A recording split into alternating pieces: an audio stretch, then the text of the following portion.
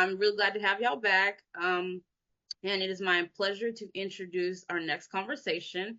We've been really honored to be able to bring so much diversity to this conference, and we want to continue that by having more conversations across Black identities. Our amazing conference founder is in the conversation with dynamic duo Kym and Jumoke, the Triple Cripples. The Triple Cripples were frustrated with the lack of representation and unaddressed discrimination faced by Black and non-Black people of color living with disabilities. They joined forces and created a platform to increase visibility and highlight the narratives of this invisible population within an invisible population. Kym and Jumoke are extremely passionate about eradicating the cultural taboos surrounding illness and disability within the Black community, not just in the UK, but in the global diaspora. The Triple Cripples are here to change the culture. Welcome.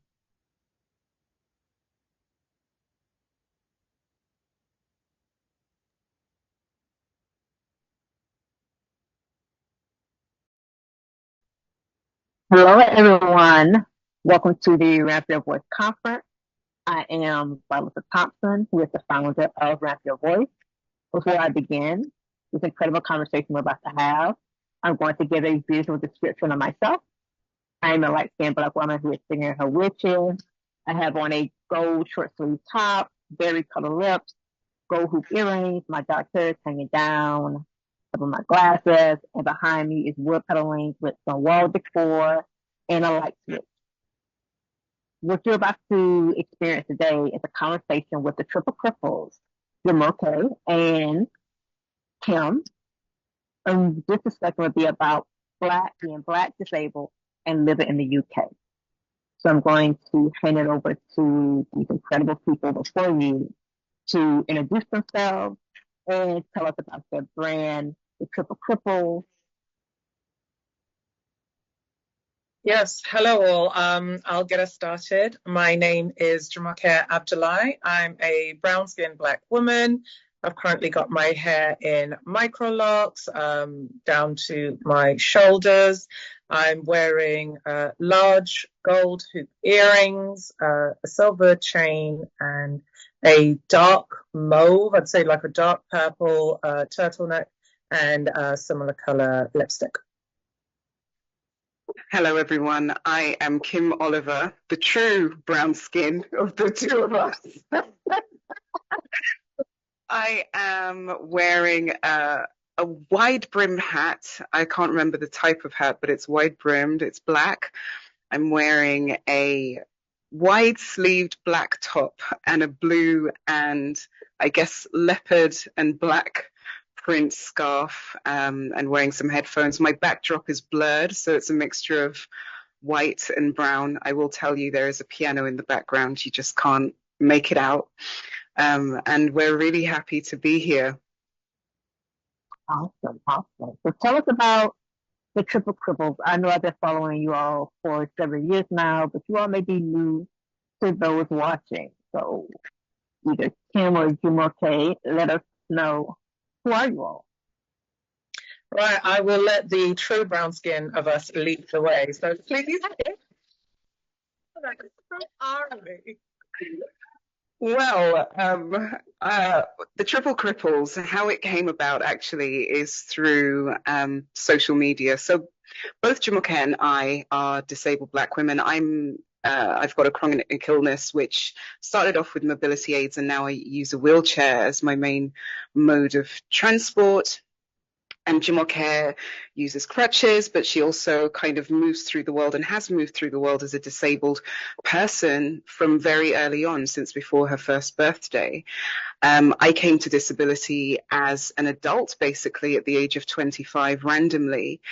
And one of the things that I found in this here Great Britain is that my experience seemed to be quite an isolating one. I didn't know anyone around me who was disabled.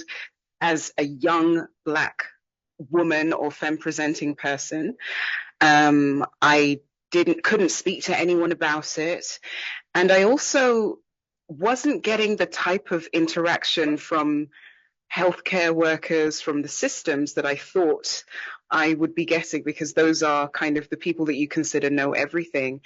And so it was through meeting Jumoke. Jumoke kind of reached out to me online because I was ranting to the internet, and she was like, "Hey, I have this idea. Let's talk about it." And we met, and what we found was that we had so many similar experiences moving through the world, despite the fact that our experience of disability was 25 years apart. And as two Black disabled women, there were so many things that were unknown to us that were not necessarily the same as our white colleagues. And it just kind of accented to us that there was something about this intersection between Blackness and disability and being woman, and that gendered in this society that needed analyzing and inspecting further. Yes, absolutely. And in terms of who we are individually, so I have a background, a Nigerian background. I'm Yoruba, a professional baby girl. You know, I always refer to myself as a baby girl because as a disabled Black woman, life is already hard enough. So any way that I can get pampered, be pampered, I definitely do go for it. And what I will say is, so Kym has an African and Caribbean background, but there was, as Kym had rightly said, so many similarities in our experiences, but also quite a number of differences because of the fact of the different ways in which we presented. Because apparently, according to some, I'm light skinned, but I don't really see it. But the ways in which people kind of like approach us as well. So the differences in our mobility aids. So Kym uses a wheelchair now, and I use crutches. And Kym is taller than me and darker than me. And in these, what one might think are minute differences, actually lead to quite a large chasm in terms of experiences of those around us, in terms of how we're approached within healthcare, education, interpersonal relationships, and the things people presume about us even before they know us. I hear a lot of similarities between my experience across the pond and what you are experiencing on the other side of the pond. And, you know, I really like how you both start off with this intersectionality, or like to be disabled, Black, them presenting, and so forth like that. And that's going to bring us into our next two questions I'm going to combine. What are some of the realities of disabled people in the UK? And how do these realities differ from Black disabled people in the UK? So whoever wants to start, go for it. So, in terms of the realities that disabled Black people face in the UK, so first of all, it has to be said there isn't a lot of information available about Black disabled people, Black disabled women specifically in the UK. There's a dearth of research, and so that's kind of one of the reasons why Jumoke and I are doing the work that we're doing, is to be able to capture some of that data and create that research. That's some of what my PhD is about, as well as trying to be part of that knowledge creation. But what we can say about Black populations in the UK is that they sit in a place of the deepest poverty in the country. So Black folks, African Caribbean, they'll say in the census, and Black other, Pakistani and Bangladeshi people exist within the deepest poverty in the UK. On top of that, if you're a single mother, you also can exist within that. If you're disabled, most disabled people live within the deepest poverty in the UK. And if you have a disabled child, you'll exist within the deepest poverty. So when we think about intersectionality and we think about, okay, what does it mean if you are Black and disabled and a woman, or maybe also have a disabled child? Where are you, right? And what does that mean for your outcomes? What does that mean for your quality of life? What does that mean for medical care? What does that mean for education? And so we can extrapolate from all of this data to say that actually Black disabled folks, in addition to the data that is available that says we have lower participation in all key life areas, we can say that Black disabled folks are having a horrific time in the UK. And we also have to consider racism, right? And the the way in which racism enacts violence upon the lives of those who exist all across the social strata, but particularly is quite sharp. When you're at the margins, you are at the sharpest edge of the system. So that means all of the systems of patriarchy, of capitalism, of white supremacy attack you the hardest.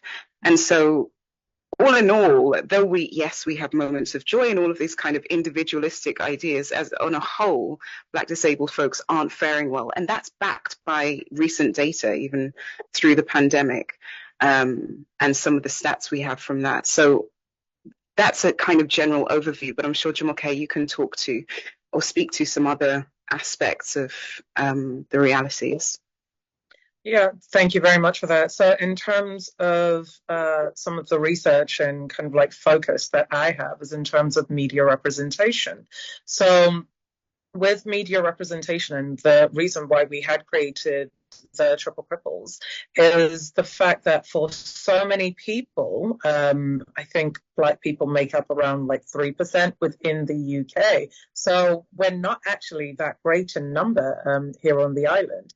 Is the fact when somebody doesn't exist in the media that people consume, so whether that be on TV, in the cinema, in books, whatever have you, for those that either don't live life like we do or know people that we do, whether in their families, neighbors, through school or whatever, the ideas that they have about disabled Black people, disabled Black women, those that are gendered, comes from the media. But then if you don't exist within the media, then you just don't exist. So I'm not planning for you when I'm considering healthcare. I'm not planning for you when I'm considering education. And I'm not really courting your vote in terms of politics as well. So our needs are seen as not needs at all, as something that's not necessary. And one thing that we always try to hammer home is the fact that when you cater to those that are within the margins of the margins of the margins, then you are actually ensuring that you're looking after everybody else, because those that are at the sharpest points of violence, those that might be considered as canaries in the coal mine, and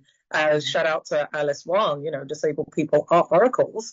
We can tell you, like, things are not good. Things are not good right now, but they're not going to impact you maybe a few months down the line, a few years down the line, but it is coming. And people do need to listen to us as sources of information and also as sources of knowledge, and which is why we are doing the work that we're doing. And it's so great that you're having this conference, getting these conversations out there.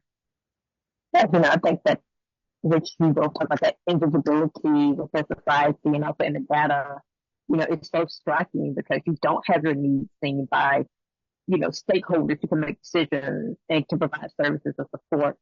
And that can, significantly impact quality of life, healthcare access to the basic things, and then the things that may be related to your disability.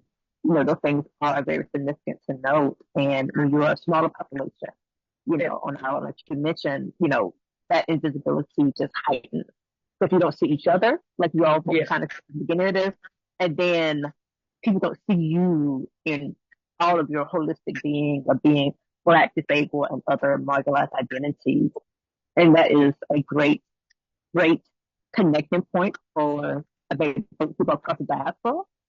Feeling like they're invisible within their respective societies, even if they may be some areas where more of the land looks like them than not. So I think that's a very striking point to make, is that we're all fighting against similar battles within our respective countries. And I think that's something that I really wanted to bring home here in this moment. As we round out our wonderful time together, I wanted to ask each of you, what words of love or encouragement do you have for Black people who are watching this event? Okay, right. I was trying not to do my usual thing. A word of encouragement that I would have is to allow people to take care of you. I know that within disability, those that are disabled or experience disability or chronic illness, there's this fear, and I know that it's something that I've experienced before, of trying to minimize your needs, minimize your disability. And it does you a disservice. And it also doesn't allow you to allow other people to show up for you. You know, we can't expect people to be there for us if we don't give them the opportunity to do so. So I would say allow people to take care of you.